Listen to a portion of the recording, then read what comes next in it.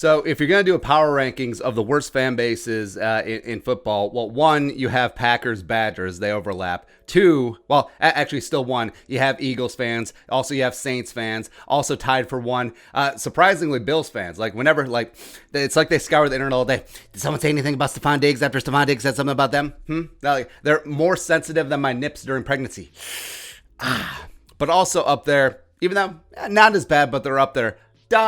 Bears fans after they just get a little bit of momentum going, a little bit of something when they're actually not terrible. So when they were 5-1, the biggest frauds in NFL history, it was like Bears, please. 6-7, the biggest frauds in NFL history. The Vikings, meanwhile, at 6-7, the greatest 6-7 team in NFL history, have a chance to snuff out their 2020 season. Bears down.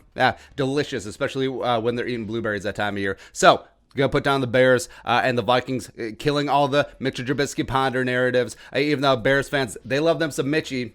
They're just trying to convince themselves, like, hey, you know, the guy who we trade up from 3-2 to take over Patrick Mahomes, over Deshaun Watson. Hey, you know that guy that the genius GM Ryan Pace didn't pick up his fifth-year option? Huh? Yeah, that guy. You know, that quarterback, that the self-proclaimed genius of offensive football, Matt Nagy, he's the guy who invented the forward pass, him and Theodore Roosevelt. Like him? Yeah. You can't get anything going with him? Sure, but you beat up on a bad Texans team. Awesome. Stopping your 17-game losing streak after starting off 5-1. Cool. Awesome. You love to see it. And I get it. I mean, the Bears think that they may be actually getting back into this playoff race. And yeah, you got Khalil Mack, sure. And also you got Akeem Hicks, respect. But everyone else,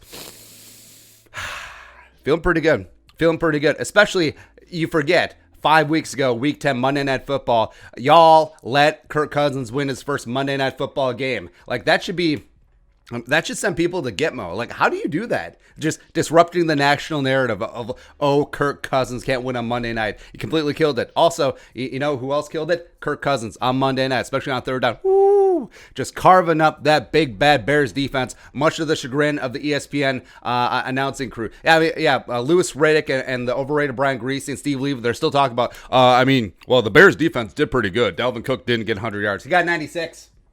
And also Justin Jefferson had 135 yards receiving. Thielen had 2 touchdowns. Just ignore everything about that. Let's talk about how good that Bears defense did, as well as, did you see Cordero return to kick for a touchdown? Cool. And on the offensive side of the ball, you get David Montgomery back. Congratulations. You didn't have a running back before, but also you still don't have a running back now. I get it. Like, if David Montgomery's any good, he actually would have gone to the actual school in Iowa, not Iowa State. Go Cyclones. That's whatever. And also, Allen Robinson is a man, but there's a reason why he wants to leave Chicago, because he doesn't believe in Matt Nagy. He doesn't believe in Nick Foles. He doesn't believe in Mitchell Trubisky Ponder. He doesn't believe in whatever jabroni quarterback you're going to bring in next. So Allen Robinson, he's going to be like, deuces, he out of here. And then you got the corpse of Jimmy Graham. You got Cole Kmet.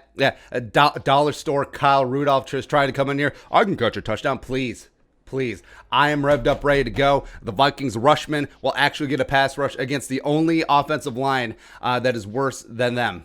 The only offensive line in pass protection worse than the Vikings is the Bears. And they get to square off Sunday. So, Trubisky Ponder, we're coming after that ass, Mitchie. 20 pressures, 17,000 sacks. It's going to happen. And also, you can't stop the dynamic Dalvin Cook. Looking to get off the schneid. And also, the Vikings were tearing up that number 1 Bucs run defense in the first half before they got behind the sticks. Game script had to change. It's whatever. Also, the Bears secondary.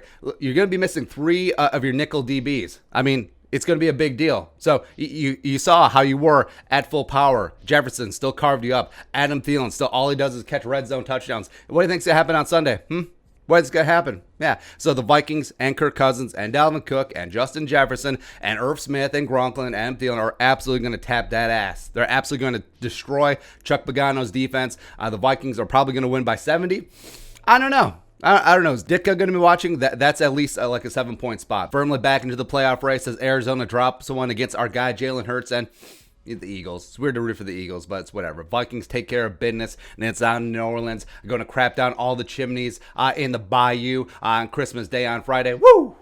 Feels good. And then, of course, beat Detroit, and then you're into the playoffs, and then you're back in New Orleans, and then you're in Green Bay, and then you're in Seattle or Tampa Bay. Revenge tour is on, and then you go into Super Bowl 50, whatever. And then you take on, the Kansas City Chiefs. You get revenge for Super Bowl 4. And Hank Stram's like, keep matriculating the ball down the field, Leonard. Please. Bring it on. But first things first, Vikings by a million against the Bears. Skull production value.